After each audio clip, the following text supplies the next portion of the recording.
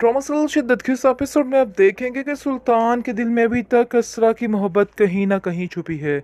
वो इस चीज़ को मानने से इनकार तो कर रहा था, लेकिन आज वो इस बात का यकीन कर रहा है कि वाकई वो उससे बेहद प्यार करते और कभी भी उसको खोकर ज़िंदा नहीं रह सकता है।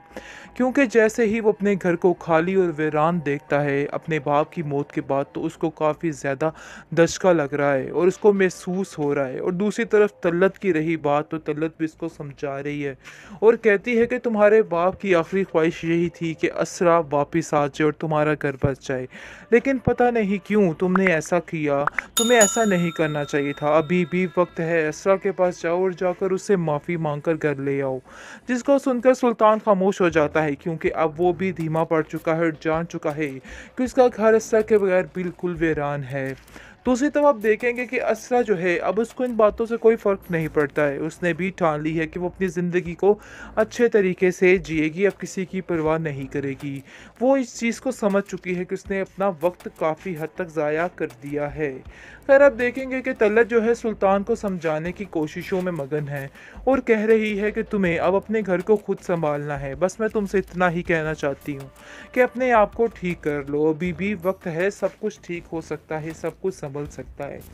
सुल्तान को भी अब इन बातों की समझ आ चुकी है, इसलिए आप देखेंगे कि वो असरा से दोबारा राब्ता करने की कोशिश करता है। जैसे ही उसे बात करता है, असरा उससे राब्ता ख़त्म कर देती है और कहती है कि आइंदा से कभी भी कॉल करने की ज़रूरत नहीं है। साफ साफ उसको कह देती है और कहती है कि आइंदा से कभी भी ऐसी कोशिश मत करना। लेकिन आप देखेंगे कि असरा उसको ये भी कहती है कि ये मत समझना कि ये सब कुछ इसरार की वजह से हो रहा है, ऐसा वैसा कुछ भी नहीं है। सब कुछ ठीक हो जाएगा, कोई परेशानी वाली, कोई दिक्कत वाली बात नहीं है। इसलिए इन सब बातों की टेंशन बिल्कुल भी नहीं लेनी है।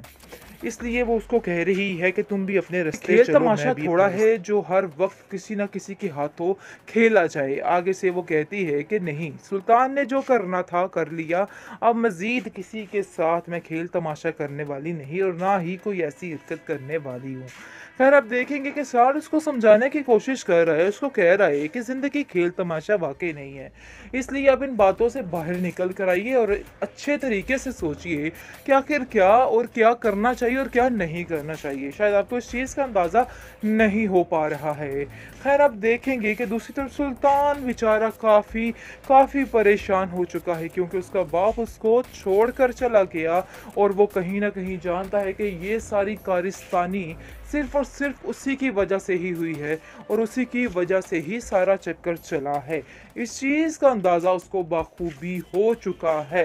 खैर, आप देखेंगे कि किस कदर परेशानी के आलम में सुल्तान ये देखता है कि सारा कुछ उसका बाप उसके नाम करके चला जाता है, और ये चीज़ को काफ़ी परेशान और हैरान कर रही है कि आखिर ऐसा कैसे हो सकता है।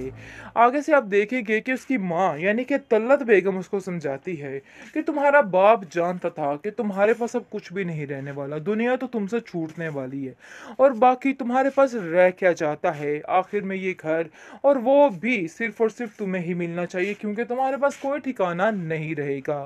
खैर, अब देखेंगे कि सुल्तान को जगह जगह से जिल्लत और रुसवाई मिल रही है, इसके अलावा मजीद कुछ नहीं। वो असरा की तरफ कदम तो बढ़ाना चाहता है, लेकिन ये बात उसको समझ लेनी चाहिए कि असरा उसको भी एक्सेप्ट नहीं करेगी। ऐसा ही वैसे होना चाहिए, लेकिन असरा का कोई भरोसा नहीं। आखिरी किस्त में ये लड़की फिर से उसको माफ़ करके राजी शाजी हो जाए और वापस चली जाए, क्योंकि उसके असरात कुछ यही नज़र आ रहे हैं।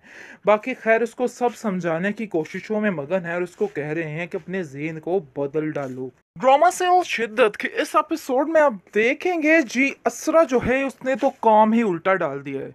हम लोग क्या समझ के बैठे हुए थे ये लड़की सिरार के साथ ही शादी करेगी, लेकिन इस बात के चांसेस बहुत कम है। 50 से 60% इस बात के चांसेस हैं कि वो स्टार से शादी करेगी, क्योंकि उसने साफ साफ न्यू प्रोमो में बता दिया है कि नहीं जी, ऐसा मैं कुछ नहीं करने वाली। और आप भी ये वहमो गुमान अपने दिमाग में मत लेके बैठना। अपने घर वालों को भी साफ साफ कह देती है कि आप लोग जो करना चाह रहे थे ऐसा कुछ भी नहीं होने वाला है। हाँ ठीक है, मैं सुल्तान को छोड़ रही हूँ, लेकिन इसका मतलब ये नहीं कि मैं इसरार को अपना रही हूँ।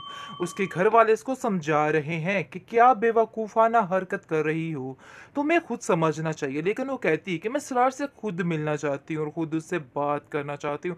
लेकिन हमारे इसरार भाई के सारे अरमानों पे पानी फिरने वाला है, क्योंकि उनको पता चलने वाला है कि उनके साथ क्या हो रहा है। सरवर भी उसको समझाने की कोशिश कर रहा है, मेरी बहन तुम फिर से पागलों वाली बात कर रही हो और फिर से गलत कर रही हो, तुम्हें इस चीज़ का अंदाज़ा नहीं है।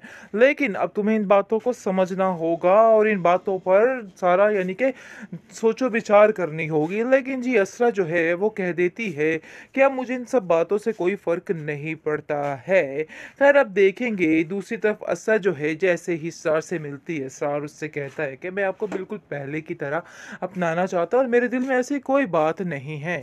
आप बिल्कुल बेफ़िक्र हो जाइए, सब कुछ ठीक हो जाएगा। लेकिन जी वो साफ-साफ इनकार कर रही हैं। वो कह रही हैं कि अपने हिस्से की मोहब्बत मैंने कर ली और अब मैं मज़ीद आपको किसी गलतफ़हमी में मुब्तला नहीं रखना चाहती हूँ। मैंने जो कुछ किया वो करना था वो कर लिया है, लेकिन अब मज़ीद मैं किसी से कोई तवक्को कायम नहीं कर सकती।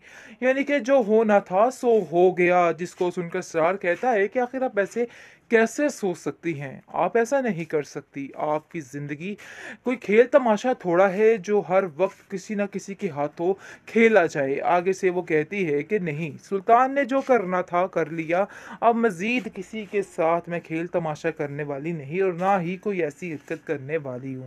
खैर अब देखेंगे कि सार उसको समझाने की कोशिश कर रहा है, उसको कह रहा है कि ज़िंदगी खेल तमाशा वाक़ई नहीं है। इसलिए आप इन बातों से बाहर निकल कर आइए और अच्छे तरीके से सोचिए कि आखिर क्या और क्या करना चाहिए और क्या नहीं करना चाहिए। शायद आपको इस चीज़ का अंदाज़ा नहीं हो पा रहा है। खैर आप देखेंगे कि दूसरी तरफ सुल्तान बेचारा काफ़ी परेशान हो चुका है, क्योंकि उसका बाप उसको छोड़कर चला गया और वो कहीं न कहीं जानता है कि ये सारी कारिस्तानी सिर्फ़ और सिर्फ़ उसी की वजह से ही हुई है और उसी की वजह से ही सारा चक्कर चला है। इस चीज़ का अंदाज़ा उसको बाखूबी हो चुका है। खैर आप देखेंगे कि किस कदर परेशानी के आलम में सुल्तान ये देखता है कि सारा कुछ उसका बाप उसके नाम करके चला जाता है और ये चीज़ को काफ़ी परेशान और हैरान कर रही है कि आखिर ऐसा कैसे हो सकता है। आगे से आप देखेंगे कि उसकी माँ यानी कि तल्लत बेगम उसको समझाती है कि तुम्हारा बाप जानता था कि तुम्हारे पास अब कुछ भी नहीं रहने वाला, दुनिया तो तुमसे छूटने वाली है और बाकी तुम्हारे पास रह क्या जाता है। आखिर में ये घर और वो भी सिर्फ़ और सिर्फ़ तुम्हें ही मिलना चाहिए, क्योंकि तुम्हारे पास कोई ठिकाना नहीं रहेगा। खैर अब देखेंगे कि सुल्तान को जगह-जगह से ज़िल्लत और रुसवाई मिल रही है, इसके अलावा मज़ीद कुछ नहीं। वो असरा की तरफ कदम तो बढ़ाना चाहता है, लेकिन ये बात उसको समझ लेनी चाहिए कि असरा उसको भी एक्सेप्ट नहीं करेगी। ऐसा ही वैसे होना चाहिए, लेकिन असरा का कोई भरोसा नहीं। आखिरी किस्त में ये लड़की फिर से उसको माफ़ करके राज़ी-शाज़ी हो जाए और वापस चली जाए, क्योंकि उसके असरात कुछ यही नज़र आ रहे हैं। बाकी खैर उसको सब समझाने की कोशिशों में मगन है और उसको कह रहे हैं कि अपने ज़हन को बदल डालो।